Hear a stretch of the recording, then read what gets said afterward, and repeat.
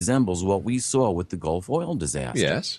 Well, I approached Coast to Coast, the number one radio station that basically your competitor in the United States, but the biggest radio station that does this type of newsworthy, paranormal type, out of the box thinking show. Right. And I called up their producer, a woman by the name of Lisa Line, a Yeah. very wonderful woman. And I told her, and I gave her the prophecy. She said, "Wow, this is great. This is fantastic stuff. Wow, this is amazing. We got to get you on this show." You know, she goes, "I got to talk to George and get his okay. He's got final say on everything." Mm-hmm. One day goes by, no phone call, no return. 2 days go by, I send an email, no response. 3 days go by, I make a phone call, can't get through. Never could get through with them again. I had other people try for me, never got any response. I had my Facebook friends write a request, send requests, and many of them did to get me as a guest on their show. No response. I wonder why. Maybe it has to do with the fact that I get a little bit too close to the truth, or so an ex-government agent who read Letters to Earth, You Can Survive Armageddon, said, "Wow, great book, but you better watch your back. You got too close to the truth." Or he didn't find the topic that interesting for his format. Well, yeah, maybe that could be too, but considering that you've got the worst oil disaster and it's a biblical prophecy, Coincidence? Well, what I think is even more of a coincidence is about 2 weeks to 3 weeks after that, he had some other biblical expert on that's talking about everything about his interpretation of the biblical prophecies, only that they do it through religion, and you'll never solve you'll never get the answer trying to do it with religion. It's like Einstein said, and this is why I got the moniker. Einstein said that science without religion, I'm sorry, let me get this right. Get all excited and get tongue-tied here. Einstein said that science without religion is lame, but religion without science is blind. Maybe that's why the Vatican named their infrared telescope the largest on the face of the earth, Lucifer. I don't know. But, you know... Or do people read too much into things? Sometimes that's the case. I agree. Sometimes that's the case. But I want to just jump back to the Boston bombing thing, because I do want to touch on the 2045 agenda. Sure. Let's take a look at the result of this. Okay. Let's say it wasn't a drill. Let's say that this was really actually something that was perpetrated. Let's say all these people were really injured. Well, how can we dispute that? How can we actually dispute? You know, you have to look at the photographic evidence, number one, that's available, which isn't publicized all that much, but you can get online because it's what do you mean it's not publicized? I have access. I have full access to UPI. I have full access to Getty photos, and those photos, my friend, are undisputable. People were injured. It certainly does appear that way. Oh, come on. How could this be staged? Hold on. Something to look up on is go to Homeland Security, go to their website, and you can find out how to be a crisis actor. There's actually a whole section there. There is actually a agency that provides crisis actors to Homeland Security for their drills. Yeah, of course. And you can also go on the internet and find out how to make a bomb out of a pressure cooker. Absolutely. It's very simple. So, but the big question here is, why in the name of God would the American government pull this off on its own citizens? Something doesn't make sense here, Peter. You know what doesn't make sense, Rob? It doesn't make sense how almost every single government agency was on the scene almost immediately. And what doesn't make sense is that they get a message from Russia saying, "Hey, you ought to check out these two Chechenian kids. One's 26. Now, I can see the 26-year-old, but the 18-year-old? Now I'm kind of scratching my head. Why? And it raises a flag for me. It raises a red flag. Why? An 18-year-old may be helping his brother. Let me continue. Okay. Russia says go check these guys out. So now we've got suspects. Mm-hmm. Now, interestingly enough, the FBI investigated these two kids about 2 years ago, and they said, hey, they came up clean. Okay, let's continue. Now there's a manhunt out for these two kids. Yeah. They find one and they wind up getting in a gunshot and they kill him. Now they show the body. Yeah. How the body gets this 8-inch gash up the side of the rib cage, I have absolutely no idea, unless it was a post-autopsy body. And where that big red wasn't he from, hit by a car? It could very no, he was supposedly shot. It died in a gun battle. But didn't he? Wasn't there part of it where the brother hit him with a car escaping? Boy, that's a good question. You may be right. I honestly don't recall. Let me continue. But Okay. What comes out of this? The whole city of Boston goes under voluntary martial law. Okay. And you have the local police department, the state police department, the Alcohol, Tobacco, and Firearms. You have Department of Defense. You have FEMA. You have Homeland Security, the FBI. And you have the National Guard, all working together. This is the first time this has ever happened. They are all working together. Every police agency and several government agencies. Excuse me. Didn't the same thing happen in Dallas after President Kennedy was shot? Well, to an extent, yeah, but wait a minute. We're not talking about the assassination of a president. We're talking about the manhunt. We're talking about an 18-year-old boy. We're talking about a manhunt after terrorist subjects who had just blown up and killed people in a way that nobody had ever seen downtown Boston during a public event. A great production, wasn't it? It wasn't a production, Peter. Come on. What planet are you from? Let's go on. Let's go on, though. Then we get to see house-to-house searches without warrant.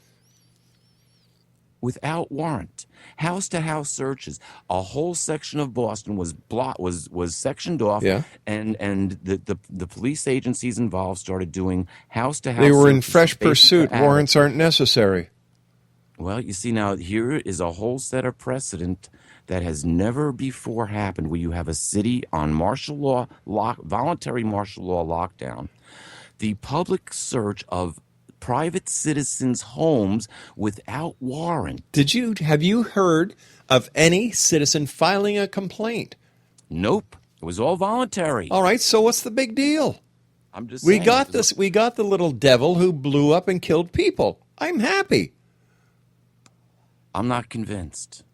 I'm not saying he didn't do it. Listen, the way the media was following the manhunt. Come on, it's Peter. It's just like people who. It's just like the people who say that 9/11 was a government job. What planet do these people come from? 9/11 wasn't a government job. It's just coincidence that the whole northern corridor of every radar station under the the federal. Who is it that takes care of that? NORAD. Stations? No, it's not NORAD. It's the FFA. They were all voluntarily handed over to the Air Force for a drill the same morning of 9/11. Interesting coincidence.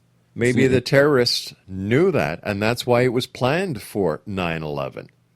Maybe there was a leak. We can wouldn't be the first time. Conspiracy theories for the next week, Rob, and we can take opposite ends, and we could argue it all week long.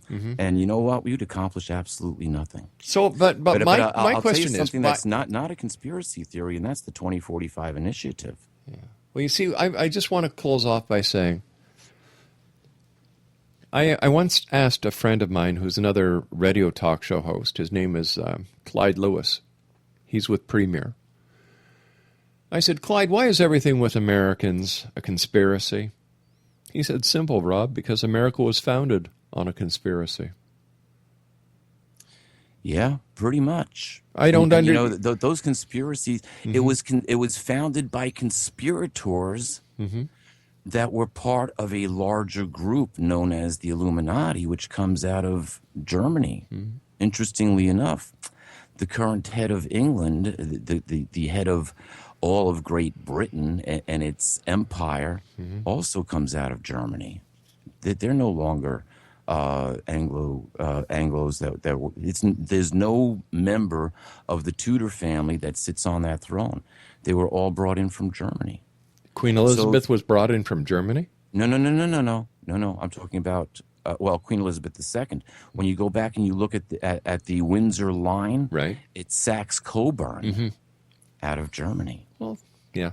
Which takes place in the 1800s. Yeah. You also find strong indication of certain affairs going on with the Rothschilds impregnating part of that family, or so the story goes. Listen, but it's all part of a conspiracy. We can go back to 1814 with the first Congress of Vienna and the first attempt of a world government. So let me ask you this: if everybody knows these conspiracies are going on, and I don't believe they are, why then don't the people say, hey, listen, we've had enough. We know it's a conspiracy. You are out of power. We're going to put our own people in. Isn't it for the people, by the people? Well, that's the strange thing about the president that we have. He's done so many things which I want to go back to Bill Clinton for a minute. Bill Clinton almost was impeached because he put his cigar in the wrong box. This president has done so many things, including his presidential proclamations, which violate the rights of every citizen of the United States. He's actually been found guilty now of war crimes because of prolonging Guantanamo. Yes. And the bombings that have the drone bombings that have happened on American citizens in other countries. So why is he still there? They weren't given to due process. Why is he still there? Why hasn't he been impeached then? You tell me. I don't know. I'm not an American. A sheriff in Arizona says that his birth certificate is a forgery, and we've got an illegitimate president. You tell me why he's still in power. I don't know. But you see, everybody complains, but nobody does a damn thing about it. Hey, Rob, I generally stay out of politics. I was instructed to stay out of politics since I was a child. Otherwise, I couldn't fulfill my mission. But, it's interesting to be an observer in this because I don't have a dog in this fight. I don't have a dog in this fight on this planet. At least not yet. Well, I've got three dogs I've got 3 dogs at home. And speaking about dogs at home, I've got to take a commercial break here, Peter. Stand by, buddy. Always great talking to you. Peter Kling's my guest. When we come back, we're going to talk a little bit about 2045. My name is Rob McConnell. This is The X Zone. For more information on Peter, visit his website, www.peterkling.com. He's the author of Letters to Earth, You Can Survive Armageddon. My name's Rob McConnell. We'll be back on the other side of this break. Do not go away. And hey, listen, if you're not happy with your government, you, the people, have the power to make the necessary changes. Instead of talking, do it. We'll be back. Don't go away.